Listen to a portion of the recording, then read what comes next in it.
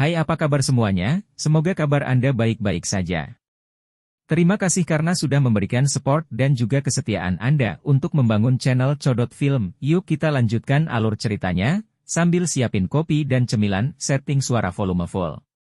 Gasken. Chapter 199. Bibi, sebelum memasaknya, pastikan untuk mengisi tubuhnya dengan beberapa batang ginseng dan rempah-rempah tua. Dengan begitu, hasilnya akan lebih baik. Si kecil dengan murah hati memberikan sarannya. Ketika Bibi Hu mendengar ini, dia segera memberikan instruksi. Bayi nakal, cepatlah. Pergi dan gali beberapa batang obat tua dari belakang desa. Sebentar lagi, kita akan mengisi perut burung gemuk ini dan memasak semuanya. Kedua Baldi berteriak, membuat kelompok Bibi sangat terkejut. Mereka membawanya dengan lehernya, meraih lehernya dan menarik sayapnya saat mereka dengan hati-hati melihatnya. Kedua Baldi berteriak sedih. Dia melihat bahwa air di dalam panci besi hitam hampir mendidih. Itu sangat takut sehingga kehilangan kekuatan di kakinya. Itu takut dilemparkan dan dimasak. Dagingnya kokoh, dan kamu bisa tahu dengan sekilas bahwa itu adalah obat yang berharga. Bibi Bao sedang menggasah pisau. Suara kakak terdengar, dan bunga api beterbangan dari batu asah. Setelah melihat ini, botak kedua mulai merasa kedinginan di sekujur tubuh, dan mulai mati-matian berjuang untuk hidupnya. Ada juga burung merah besar di sini.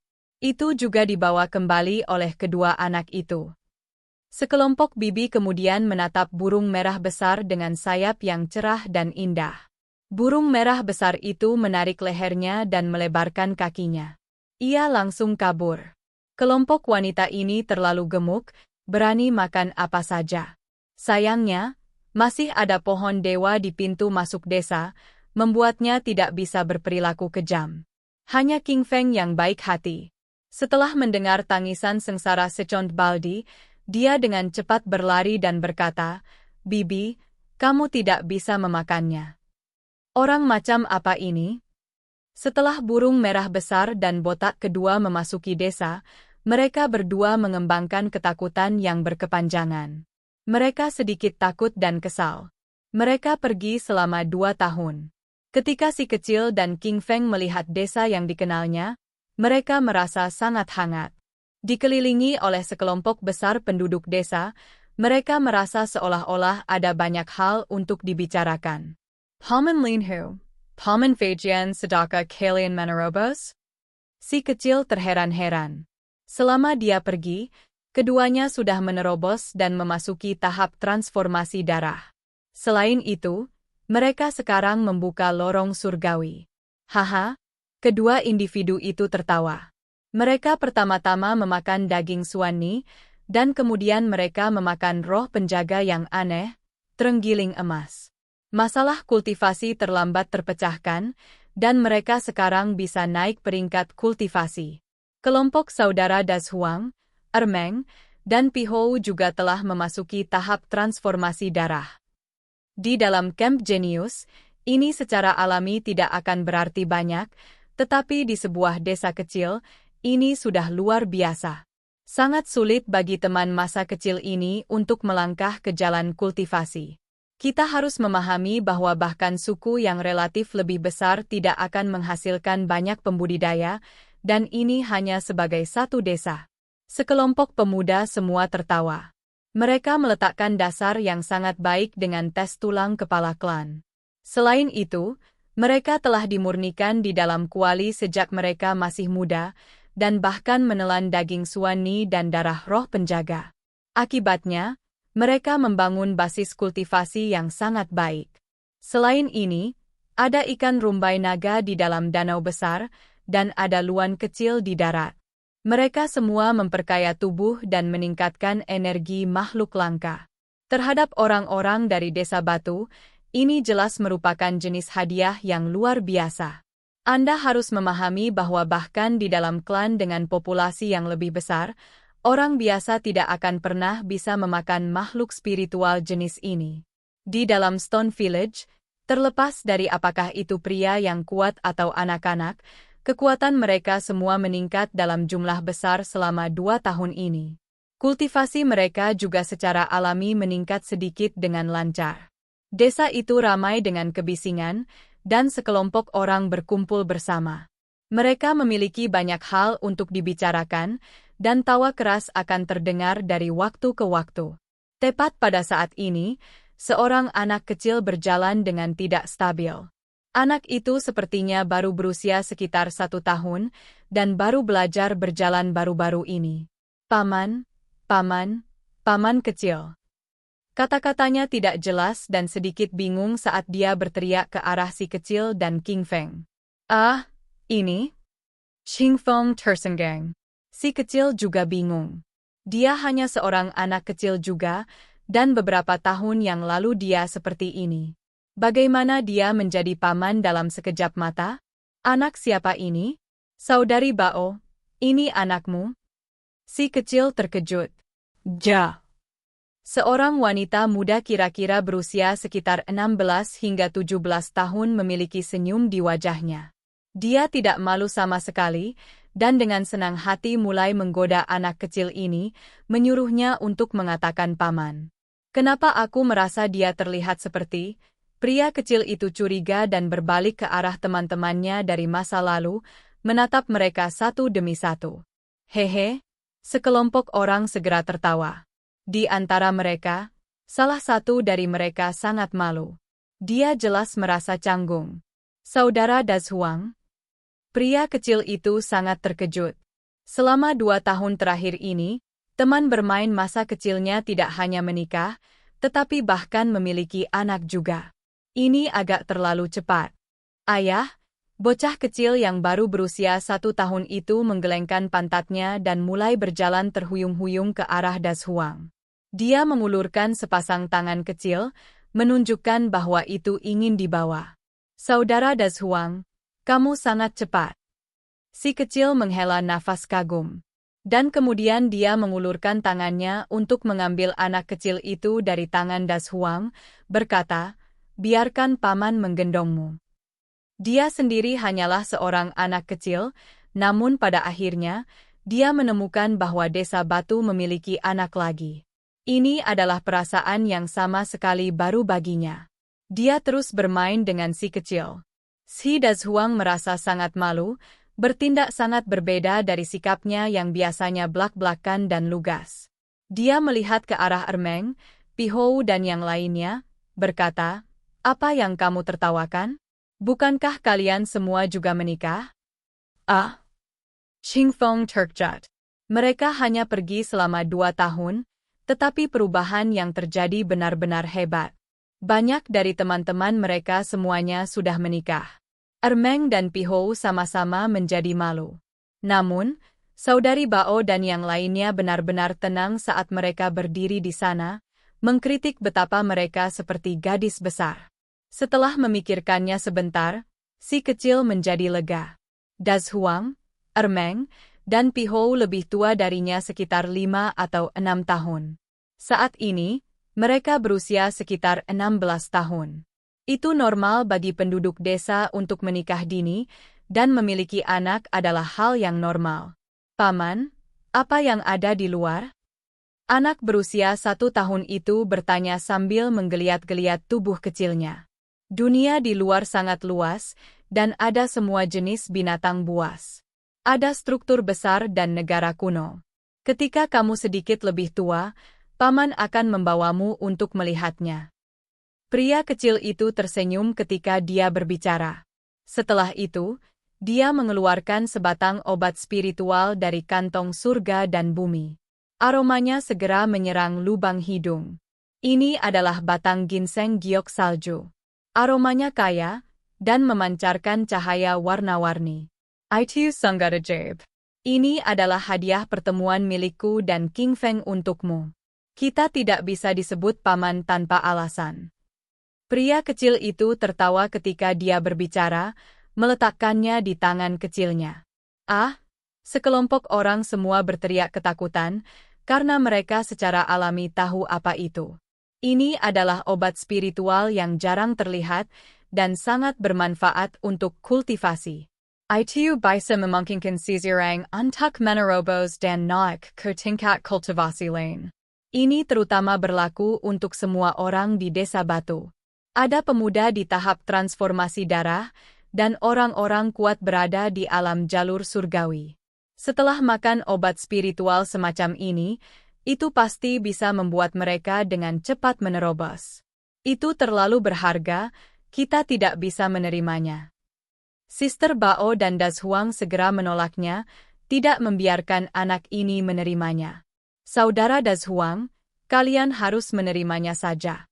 Adik laki-laki masih memiliki lebih banyak. Xing Feng meyakinkan.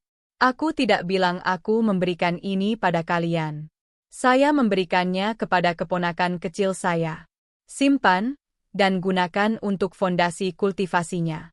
Nanti, saya pribadi akan membantunya menyerapnya ke dalam tubuhnya. Si kecil langsung meremas tangan kecil anak kecil itu. Segera setelah itu, dia melihat ke arah Ermeng, Pihou, dan yang lainnya. Kalian juga punya anak kan? Bawa mereka ke sini, saya akan memberi mereka hadiah juga. Orang-orang ini semua menganggap ini bermasalah. Biasanya, mereka sangat bersemangat, tetapi begitu topik ini diangkat, mereka segera menjadi malu. Mereka secara bersamaan menggelengkan kepala, yang berarti bahwa mereka belum memiliki anak. Pria kecil, kamu memberi keponakan kecil hadiah yang sangat langka. Apa kau melupakan kita semua? Anak nakal itu mendekat. Usianya mirip dengan si kecil. Dia sangat berani saat dia tertawa. Saya punya hadiah untuk semua orang. Kali ini, saya kembali dengan banyak hal baik. Aku berjanji kalian akan puas.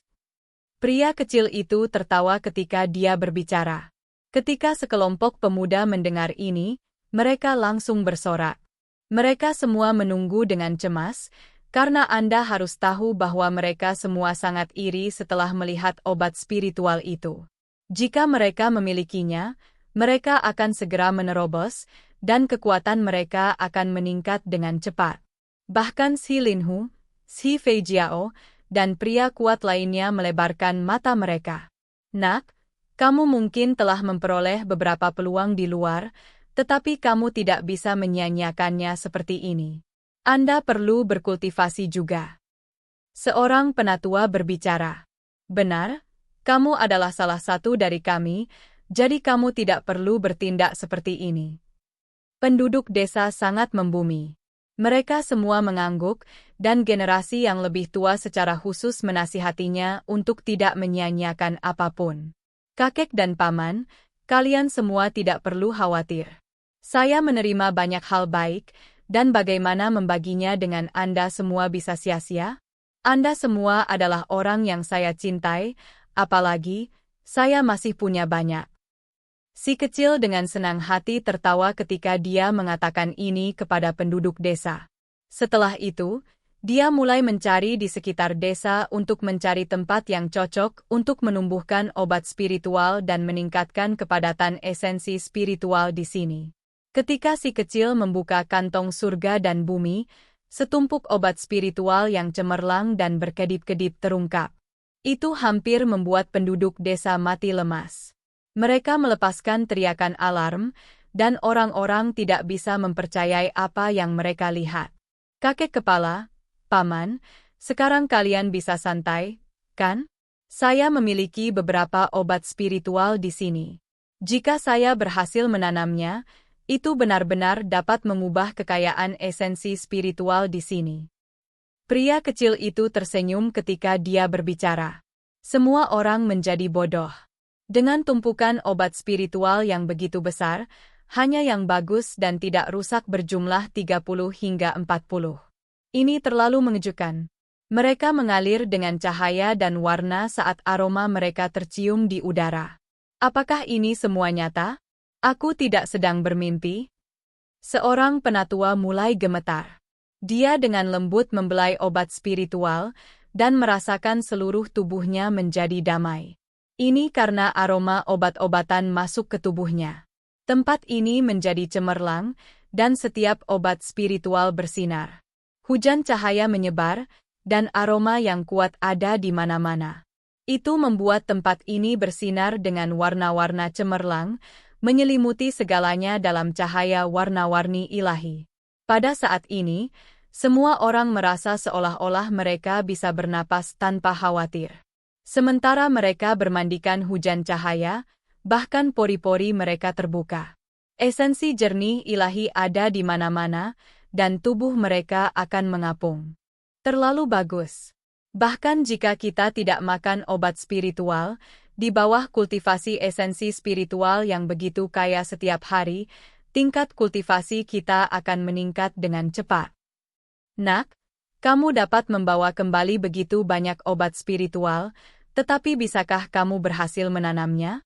Saya mendengar bahwa setiap gunung spiritual hanya dapat meningkatkan satu obat spiritual. Para tetua klan tergerak secara emosional, dan bahkan suara mereka gemetar. Seharusnya itu tidak menjadi masalah.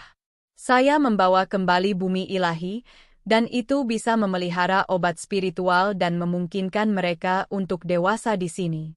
Tempat ini kemudian akan merebut keberuntungan antara langit dan bumi dan perlahan-lahan membentuk sebuah siklus. Pria kecil itu tertawa ketika dia berbicara. Jika itu di luar, maka dia pasti tidak akan membocorkan semua informasi ini dan pasti berhati-hati dan berhati-hati. Di dalam desa, dia secara alami tidak akan menahan apapun.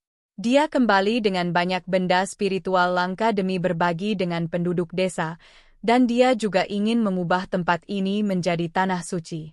Si kecil menerima bantuan dari Ermeng, Pihou dan yang lainnya. Mereka dengan hati-hati memilih tempat yang berbeda dan menggali lubang satu demi satu, mendistribusikannya secara merata di dalam desa. Si kecil mengeluarkan kantong binatang besar dari dalam kantong surga dan bumi, dan segera setelah dibuka, cahaya keemasan mengalir ke langit. Uap yang menguntungkan melonjak, seolah-olah gelombang emas mengalir keluar. Ya, apa ini? Semua penduduk desa terkejut. Ini adalah lumpur dari musim semi abadi. Itu memiliki keilahian keabadian, dan jika setiap tangkai obat spiritual ditanam dalam segelintir ini, itu seharusnya cukup untuk membesarkan mereka.